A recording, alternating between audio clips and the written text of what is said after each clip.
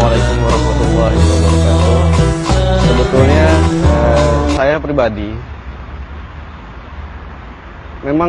memang dari awal apa yang saya kerjakan memang tidak jauh dari musik. Akhirnya pun yang namanya dunia malam di kalangan musisi, kemudian juga narkoba, kemudian juga minuman-minuman alkohol, yaitu menjadi sesuatu barang yang biasa, sesuatu yang umum sekali ditemukan. Keterlibatannya dunia malam, narkoba, dan alkohol itu sangat berat sekali. Awalnya itu saya sempat stah waktu itu, sekolah tinggi agama Hindu. Jadi lulusan di sana itu bisa dikatakan langsung menjadi pendeta Hindu. Dari situ saya sempat sekitar 3 tahun. Saya kebetulan asli Bali, keluarga pun keluarga Bali, tidak ada campurannya. Ibu saya Bali, bapak saya Bali, dan mereka berdua Hindu. Dan sampai sekarang pun kakek saya masih menjadi seorang pendeta tertinggi di Bali. Jadi ini memang cobaan berat buat saya. Tapi justru saya menemukan Islam itu dari kitab saya sendiri, bukan dari Al-Quran. Saya tidak pernah membaca Al-Quran, saya tidak pernah cari tahu apa itu Islam, karena buat saya Islam itu kebencian. Waktu itu Islam itu sebuah kebencian. Mengingat kita tahun 2000 dan 2002 ada bom Bali, itu Bali sangat luluh lantah. Orang Hindu itu tidak pernah melihat Islam, mempelajari Islam, apa itu Islam, tidak pernah. Tidak pernah. Di Stah, saya banyak membaca Weda, saya banyak membaca Sruti, dan kitab-kitab pendukung lainnya di dalam Weda. Ternyata saya menemukan Islam di situ.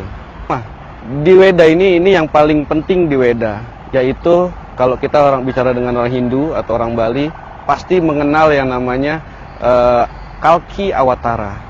Itu banyak sekali dibicarakan di kitab kami di Weda.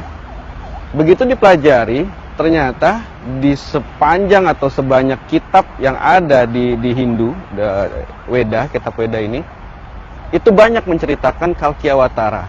Siapa Kalki Awatara, bagaimana silsilahnya Kalki Awatara, dan semua ciri-ciri Kalki Awatara. Jadi di Weda ini disebutkan Kalki Awatara itu lahir di tanggal 12 di awal bulan sepanjang tahun. Kita tahu sendiri Nabi Muhammad SAW itu lahir di 12 Rabiul Awal. Kemudian ciri-cirinya, dia datang dengan naik unta, menggunakan pedang dan panah, berperang dengan 4 sahabatnya, dan yang lebih luar biasanya ada lagi, ini disebutkan Kalki Awatara ini memiliki ayah yang bernama Visnuyas, dan ibunya bernama Sumatri. Sekarang kita punya handphone yang ada smartphone-nya, kita bisa cari translator dari bahasa Sanskerta menjadi bahasa terjemahan Indonesia. Kalau kita terjemahkan Visnuyas, itu artinya adalah hamba Tuhan. Abdullah, ayahanda Rasulullah SAW. Kemudian Sumatri, ibunya, itu Sumatri itu bisa diartikan dalam Sanskerta itu lemah lembut. Ibunda Rasulullah bernama Aminah, artinya lemah lembut. Dan masih banyak lagi, dari mulai cara berpakaiannya, dari mulai cara menyisir rambutnya, berpakaiannya, bagaimana cara menyebarkan agama ini, itu banyak sekali dalam Weda. Sudah cukup lama. Saya butuh mempelajari Islam itu selama 5 tahun. 5 tahun ini saya pakai, tidak pernah saya kosong sekalipun untuk mempelajari siapa itu Rasulullah, apa itu Islam, dan apa itu isinya Al-Quran. Saya selalu selama 5 tahun ini. Kemudian saya tidak pernah bersahadat. Saya menjalankan apa yang diajarkan Islam, diajarkan Rasulullah, dan yang diperintahkan dalam Al-Quran, saya jalankan. Tapi saya tidak pernah syahadat. Dan Alhamdulillah, saya bertemu dengan Mu'alaf Center Indonesia, Darussalam. Kemudian saya disahadatkan, itu tepat sekali pada kedatangan Dr. Zakir Naik di Bekasi.